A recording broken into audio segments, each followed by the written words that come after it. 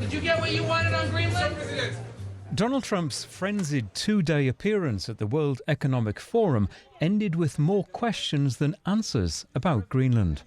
An immediate crisis between the US and its European allies was averted, but there's still uncertainty over the future of the world's largest island. As he returned to Washington, the president was again pressed by reporters to explain what the deal, which he says will last forever, really means. We can do anything we want. We can do military. We can do anything we want. And it's being negotiated, and let's see what happens. I think it'll be good. Mr. Trump added that we would know more in 2 weeks. Another deadline from the president to find out whether this is a deal that everyone can live with. While we wait for further clarification, there is a sense of relief across Europe that the dispute over the island didn't escalate further. Donald Trump dominated the headlines during his time in Davos.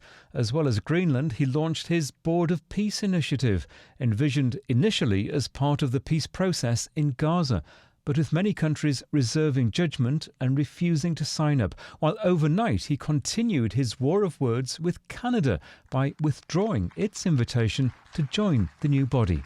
The president also provoked outrage among MPs and veterans in the UK after claiming NATO troops stayed away from the front line in Afghanistan. His comments came during an interview with Fox News, in which he reiterated his suggestion that NATO would not support America if asked. We have never really asked anything of them. You know, they'll say they sent some troops to Afghanistan or this or that. And they did. They stayed a little back, a little off the front lines. The UK was among several allies to join the US in Afghanistan from 2001, when it invoked NATO's collective security clause after the attacks on 9/11. It's an absolute insult.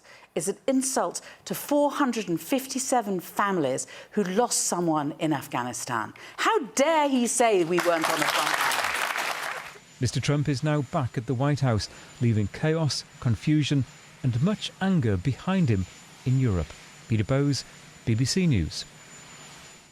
Well, as you heard there, President Trump has faced criticism after claiming NATO troops stayed back from the front lines during the war in Afghanistan. 457 British service personnel were killed in the conflict. The Health Minister, Stephen Kinnock, told BBC Breakfast he was disappointed by President Trump's comments. Our armed forces are the definition of patriotism, courage, dedication, professionalism. They put their lives on the line to defend our country. And I am disappointed by President Trump's comments, because to imply that we, as a country that has always stood shoulder to shoulder with the United States and the other European NATO allies, have stood shoulder to shoulder with the United States, have taken part in US-led missions in places like Afghanistan and Iraq. 457 British soldiers lost their lives. That is, that is the reality.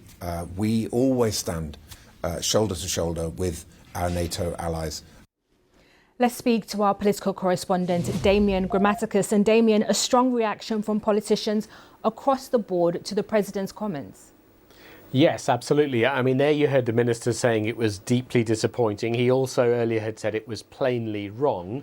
Now, in diplomatic language, that's pretty strong coming from the UK, where there's been a reluctance to criticise Donald Trump too much directly.